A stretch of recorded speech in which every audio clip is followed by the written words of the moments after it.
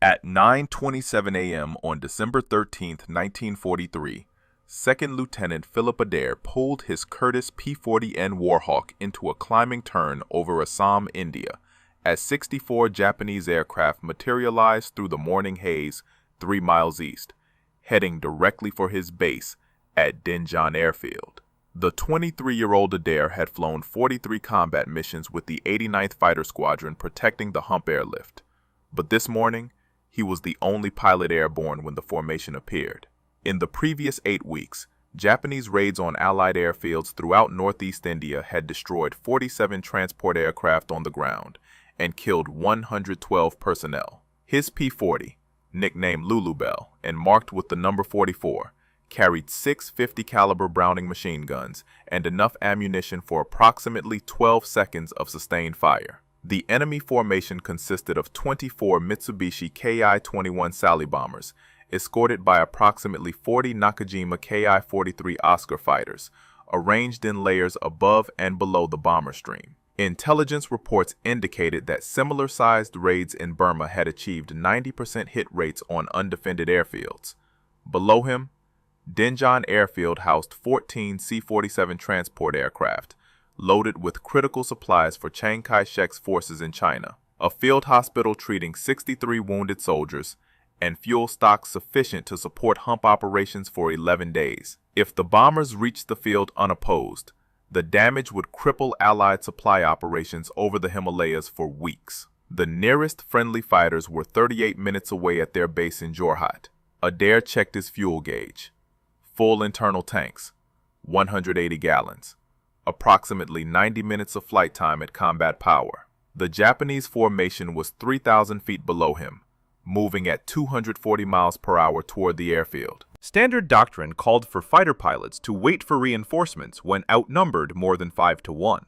Adair had 64 to 1 odds. He could radio for help and shadow the formation until support arrived.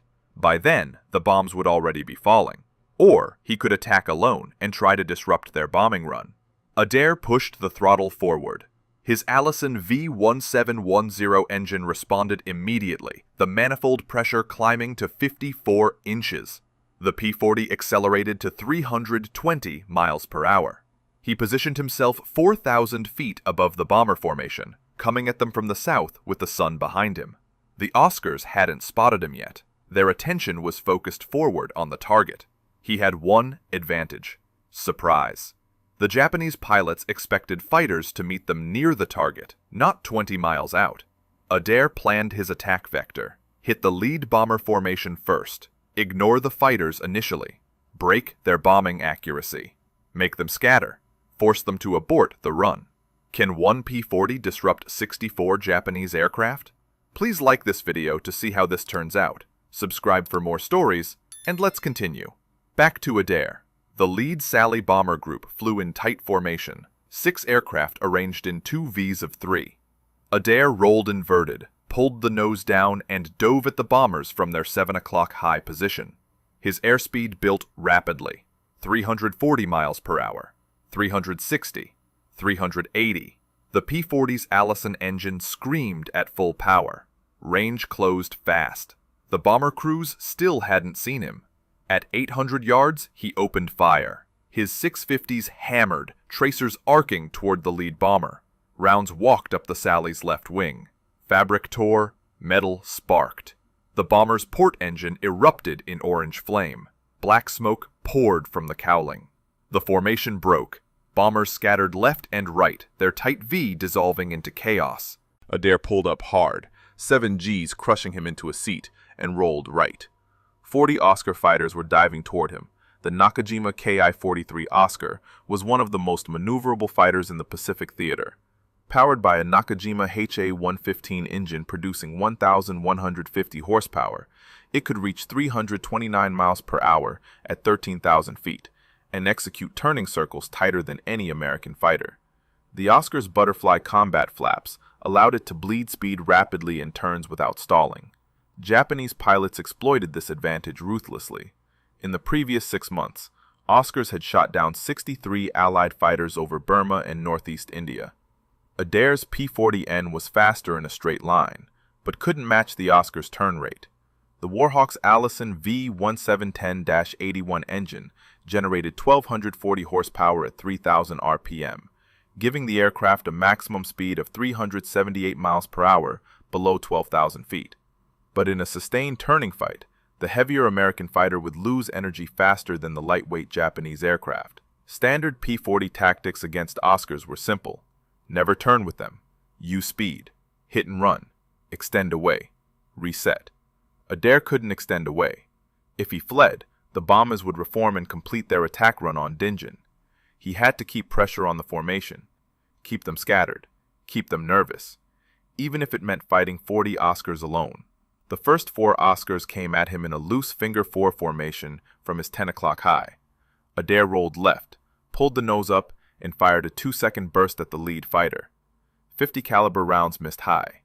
The Oscar broke right. Its wingman followed. Adair reversed, diving away to maintain speed. 2 more Oscars dove from above. He saw them at 400 yards, pulled into a climbing left turn, fired again. No hits. His ammunition counter showed 800 rounds remaining across all 6 guns, approximately 6 more attacks at his current rate of fire. Behind the fighter screen, the Sally bombers were attempting to reform. 3 groups of 6 aircraft each were closing back into formation. If they achieved their bombing V again, they would press the attack. Adair had perhaps 90 seconds before they reached their release point over Dinjan. He rolled out, shoved the throttle to the stop, and dove toward the bombers again. 8 Oscars followed him down. The P-40 accelerated to 405 miles per hour in the dive. The Oscars couldn't match that speed. Adair opened the gap, pulled out at bomber altitude, and lined up on the right-hand Sally formation. Range 300 yards. He fired. Tracers converged on the lead bomber's right engine. The Mitsubishi HA-101 radial engine exploded in a fireball. The bomber rolled right, streaming fire and debris. Its wingman broke formation to avoid collision. Adair kicked rudder, skidded left, fired at another Sally. His rounds punched through the bomber's thin fuselage skin. The Ki-21 had no armor protection for the crew, no self-sealing fuel tanks. Designed in 1936, it was obsolete by 1943 standards. But it could still carry 2,205 pounds of bombs, enough to destroy everything on Dinjan airfield. The Oscar fighters were closing again, 12 of them this time. Adair's fuel gauge showed 162 gallons remaining. His ammunition counter read 650 rounds. The bombers were 19 miles from Dinjan. He had perhaps 4 minutes before they reached drop range. Then his engine started overheating. The Allison V1710-81 was a liquid-cooled engine. Coolant circulated through passages in the cylinder heads and block, absorbing heat from combustion, then flowed through a radiator mounted beneath the fuselage. At combat power settings above 50 inches of manifold pressure, the engine generated extreme temperatures. The coolant system was designed to handle sustained operation at those settings for approximately 20 minutes. Adair had been running at full power for 11 minutes. His coolant temperature gauge showed 230 degrees Fahrenheit. Normal operating temperature was 210. At 250, the engine would begin to fail. He had 3 options: reduce power to let the engine cool, abandon the attack and return to base, or continue fighting and risk engine failure over hostile territory. The Sally bombers were 17 miles from Dinjan, still within bombing range, still a threat. Adair kept the throttle forward. 2 Oscars came at him head-on. Closing speed exceeded 600 miles per hour. Both fighters opened fire at 500 yards. Adair saw their muzzle flashes, 7.7mm tracers walking toward his nose. He fired back. His heavier 50 caliber rounds carried more energy and reached farther. At 350 yards, his rounds hit the left Oscar's engine cowling. The lightweight fighter shuddered, broke left, trailing white coolant vapor. Its wingman followed. Adair rolled right and dove. His coolant temperature hit 240 degrees. The Sally bombers were 15 miles from target. 2 formations of 6 aircraft each had reformed into bombing Vs. The third formation was scattered, 3 bombers struggling to rejoin. Adair went for the lead formation again. 6 Oscars tried to intercept him. He dove past them at 390 miles per hour, too fast for them to follow. At bomber altitude, he leveled out and opened fire on the lead Sally. His first burst hit the bomber's right wing root. The wing structure failed. The outer panel folded upward and tore away. The Sally rolled inverted and entered a spin. No parachutes. The crew rode it down. The formation broke again. Bombers scattered in 3 directions. Their bombing accuracy was destroyed. Even if they dropped now, their bombs would be spread across miles of jungle instead of concentrated on the airfield. Adair pulled up hard. His coolant temperature gauge showed 248 degrees. The engine was running rough. He could feel vibration through the control stick. Detonation was starting in the cylinders. Pre-ignition from excessive heat. If he didn't reduce power soon, the engine would seize. 8 Oscars dove on him from above. He saw them late, rolled left. Too slow. 7.7 millimeter rounds punched through his right wing. Fabric tore, metal buckled. One round hit his right aileron control rod. The aileron response went mushy. He needed more right stick pressure to maintain level flight. Another burst walked up his fuselage. Rounds sparked off his engine cowling. One penetrated the coolant reservoir behind the firewall. Green coolant sprayed across his windscreen. The engine temperature gauge climbed past 260 degrees. Steam erupted from the cowling seams. His oil pressure dropped. The Allison was dying. Adair chopped the throttle. The engine RPM fell from 3,000 to 2,400. Not enough power to maintain altitude. The P-40 started descending. 1,000 feet per minute. Then 1,500. The Oscars were circling above him. Waiting. Then his engine caught fire. Fire in a liquid-cooled aircraft engine follows a predictable sequence. First, burning coolant vaporizes and ignites. The flames spread forward along the engine cowling, drawn by airflow. If the fire reaches the fuel lines running along the engine's left side, the aircraft explodes. Adair had perhaps 30 seconds before that happened.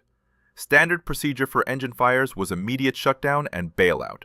But his altitude was only 8,000 feet, descending rapidly, and he was 12 miles from friendly territory over jungle where Japanese patrols operated. He kept the engine running. The Allison's fuel mixture could be leaned manually. Adair pulled the mixture control back to idle cutoff for 3 seconds, starving the engine of fuel.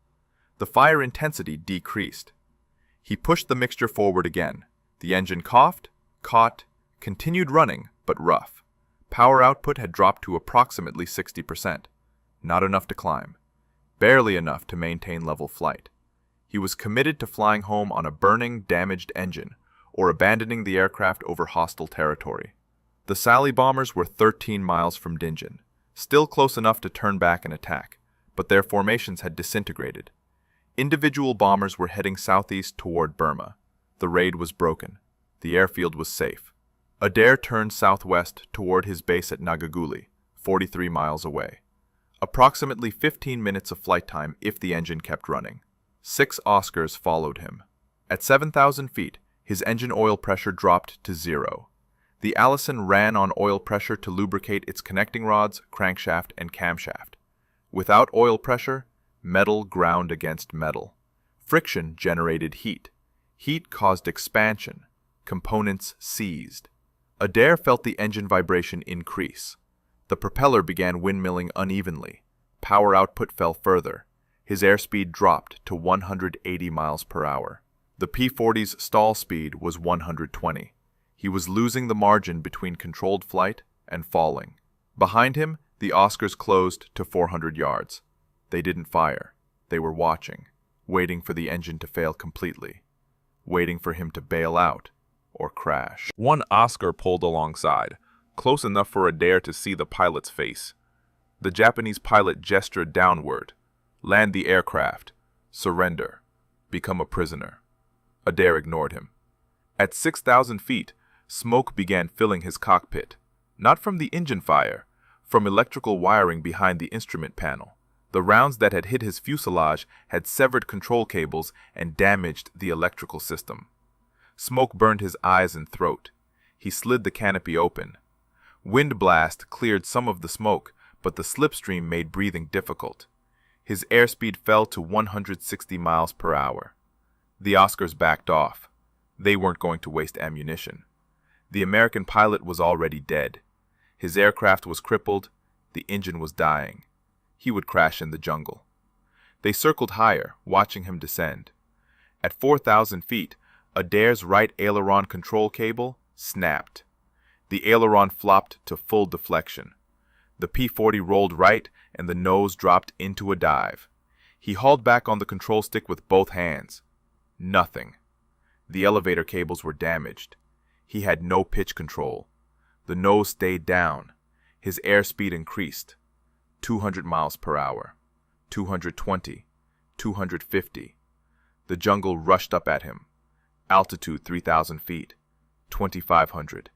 2,000. He was going to crash. Then he had an idea. The P-40's damaged aileron was forcing the right wing down. The broken elevator cables left the horizontal stabilizer in a nose-down position. Gravity and aerodynamic forces were pulling the aircraft into an uncontrolled dive. But aerodynamics work in both directions. If Adair rolled the aircraft inverted, the damaged aileron would force the right wing up instead of down. The elevator stuck in nose-down trim would push the tail down, lifting the nose up. Flying upside down would reverse the control inputs. The damage that was killing him right side up might save him inverted. At 1,800 feet above the jungle, Adair rolled the P-40 completely inverted. -1G pressed him against his shoulder straps. Blood rushed to his head.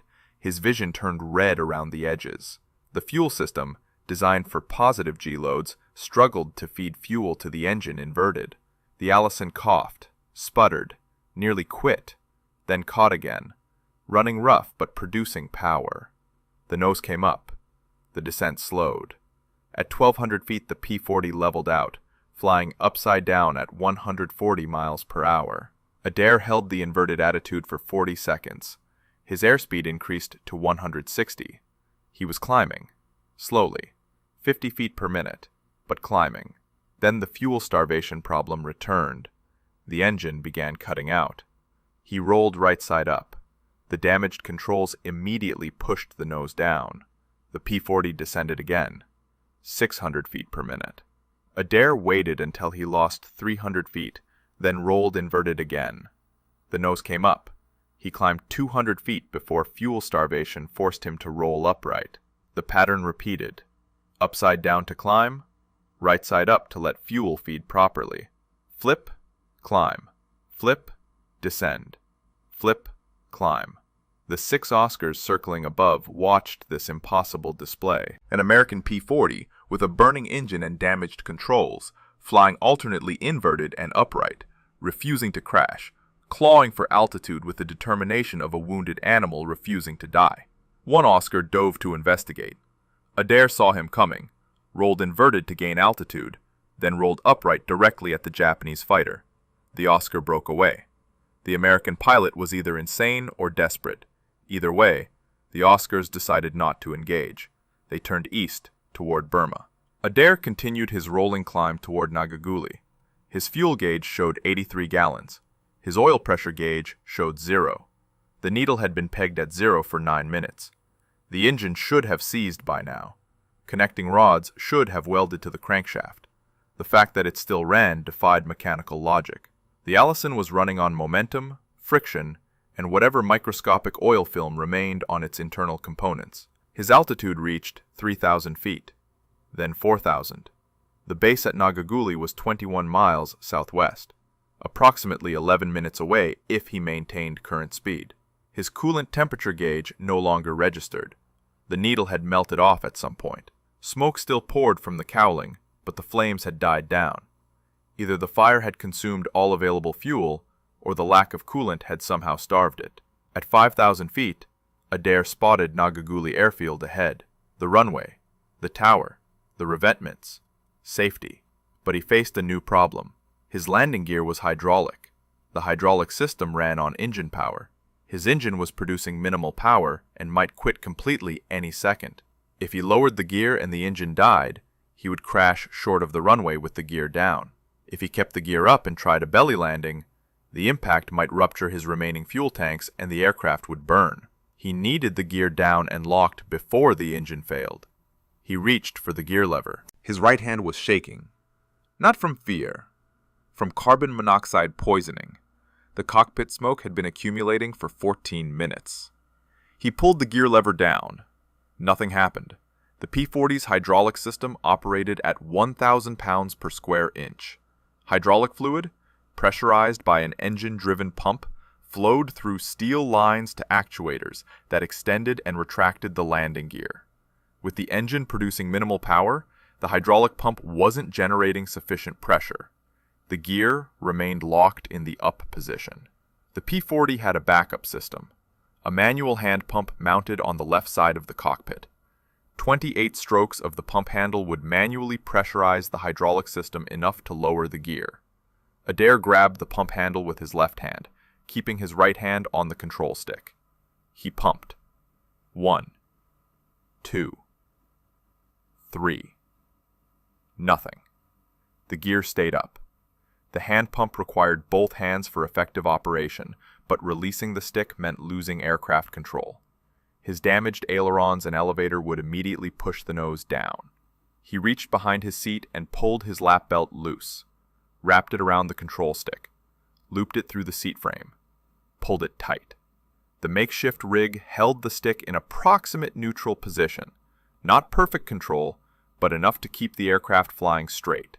He grabbed the hand pump with both hands and pumped hard. 5 strokes. 10. 15.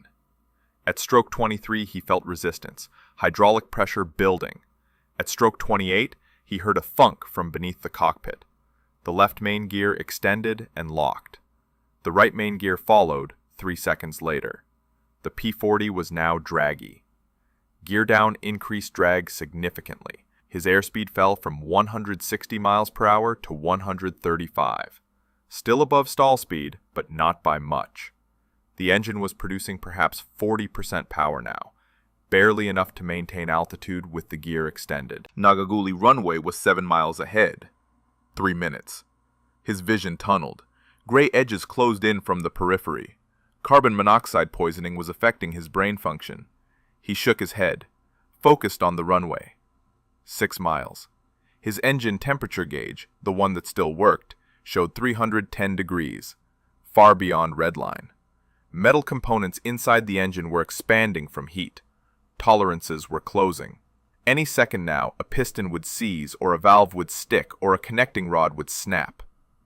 5 miles. The tower operators at Nagaguli saw him coming. A P-40 with smoke trailing from the cowling, flying erratically, gear down.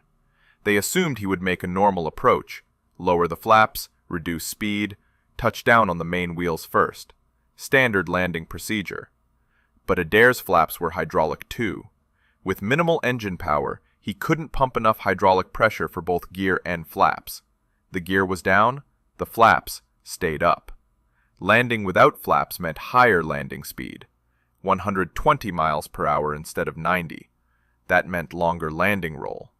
Nagaguli's runway was 4,000 feet long. A flapless landing in a damaged aircraft required at least 3,000 feet. Doable, if he maintained airspeed. If the engine kept running. If he touched down smoothly. At 2 miles from the runway, his engine quit. The propeller windmilled to a stop. No power, no thrust. The P-40 became a glider. A very poor glider. The Warhawk's glide ratio was approximately 8-to-1. From 2,000 feet altitude, he could glide approximately 3 miles. The runway was 2 miles away. Theoretically possible, but his damaged aircraft had extra drag from the battle damage. Bullet holes in wings and fuselage disrupted airflow. His actual glide ratio was worse than normal, perhaps 6-to-1. He wasn't going to make the runway. He was going to crash short, in the jungle. After surviving 64 Japanese aircraft, after flying inverted for 11 minutes, after nursing a dying engine for 15 miles, he would crash 200 yards from safety because his engine quit at the worst possible moment. Then he remembered something from training, something his instructor had said about P-40 glide performance. Something about flying inverted. In a normal glide, an aircraft descends nose first, gravity pulling it downward while wings generate lift. But inverted, the aerodynamics reverse. The wings camber, designed to generate lift upward when right side up, generates downward force when inverted. However, at specific angles of attack, this reversal creates less drag than right side up flight. An inverted glide could theoretically extend range by reducing drag. The principle had been mentioned briefly during training. No instructor expected pilots to actually use it. Adair had nothing to lose. He rolled inverted at 1,800 feet, 1 mile from the runway. Blood rushed to his head. His vision reddened. He held the inverted attitude, watching the jungle pass beneath him, or above him. Perspective became disorienting. The airspeed held steady at 125 miles per hour. The descent rate was 500 feet per minute, better than the 700 feet per minute he'd been experiencing right side up. The tower operators at Nagaguli saw an inverted P-40 approaching with landing gear extended. Gear down while inverted was aerodynamically wrong, structurally stressful. The gear doors, designed to handle air loads from below, were now subjected to loads from above. But the gear held. The P-40 continued its inverted approach. On the ground, a crew chief named Technical Sergeant Robert Martinez watched through binoculars. He saw the inverted aircraft, saw the gear extended, saw smoke trailing from the engine. His first thought was that a Japanese pilot had stolen a P-40 and was attempting to strafe the field. Martinez ran toward the nearest 50 caliber machine gun position. 3 other ground crew followed him. They reached the gun emplacement and began traversing the weapon toward the approaching aircraft. Adair was at 400 feet altitude, half a mile from the runway threshold, still inverted. His vision was fading. Gray tunnels closed in. Carbon monoxide and negative G-forces were shutting down his brain. He had perhaps 20 seconds of consciousness remaining. He needed to roll upright, line up with the runway, and land. But if he rolled upright too soon, the damaged controls would push the nose down and he'd crash short. If he rolled too late, he'd overshoot the runway. At 200 feet altitude, 300 yards from the threshold, Adair rolled right side up. The damaged aileron immediately pushed the right wing down. He countered with left stick, fighting the aircraft, forcing the wings level. The nose wanted to drop. He pulled back on the stick. The broken elevator cables gave him partial control. Not much, just enough. The P-40 descended toward the runway at a steep angle, nose high, wings wobbling. Martinez's gun crew tracked the aircraft. The P-40 was definitely damaged. Smoke poured from it. It might be friendly. It might be enemy. In 3 seconds, the aircraft would cross the runway threshold. Martinez had to decide, shoot or hold fire. He held fire. Adair crossed the threshold at 90 feet, descending rapidly. Too fast, too steep. The P-40 dropped the last 90 feet in 4 seconds. The main wheels hit the concrete runway hard. 7G impact. The gear struts compressed fully. The tail wheel slammed down. Metal shrieked. The right main gear collapsed. The right wing dropped. The wingtip hit the runway and dug in. The aircraft ground looped right, spinning 180 degrees, throwing up sparks and concrete fragments. It skidded backward for 200 feet and stopped. Smoke billowed from the engine compartment. Fire crews raced toward the aircraft. Adair sat motionless in the cockpit for 12 seconds. Then he released his shoulder straps, stood up, and climbed out onto the wing. His legs buckled. He caught himself on the wing root. Ground crew reached him and helped him down. Martinez arrived with the fire crew. They opened the cowling. The Allison engine was destroyed. Pistons seized. Crankshaft warped. Oil pan ruptured. Coolant everywhere. Adair walked around the aircraft with Martinez. They counted the damage. 16 bullet holes in the fuselage, 7 in the right wing, 4 in the left. 1 round had severed the right aileron control cable completely. Another had punctured the hydraulic reservoir. A third had cut through 2 electrical bundles behind the instrument panel. The engine had sustained catastrophic damage from overheating and oil starvation. Every cylinder showed scoring. 3 connecting rods were welded to the crankshaft. The coolant system was destroyed.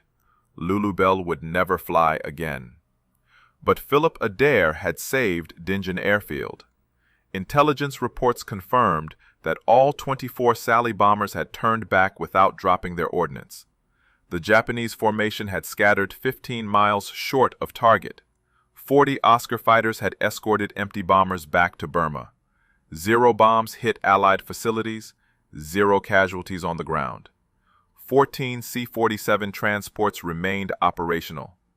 The hump airlift continued without interruption.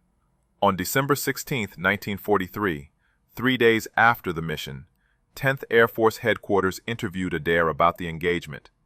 He described the attack sequence, the inverted flying technique, the landing approach. Flight surgeons examined him. Carbon monoxide levels in his blood were still elevated 72 hours after the mission. They determined he had been flying with severe poisoning for the final 11 minutes of the flight. That level of impairment should have rendered him unconscious.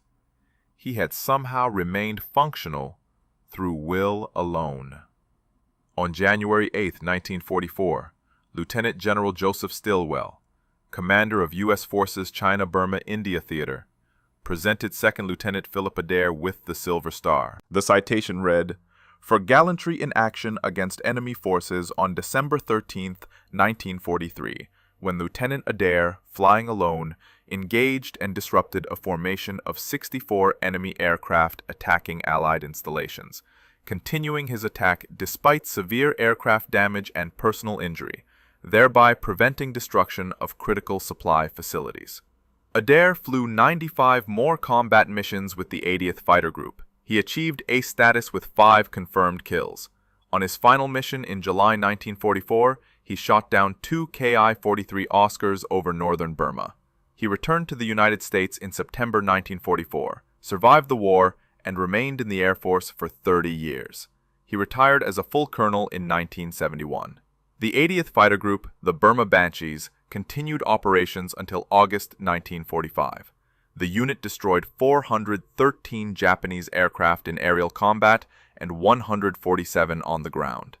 They lost 63 pilots killed or missing. Their death's head skull insignia became one of the most recognized markings in the China-Burma-India theater. The P-40 Warhawk never achieved the fame of the P-51 Mustang or P-47 Thunderbolt.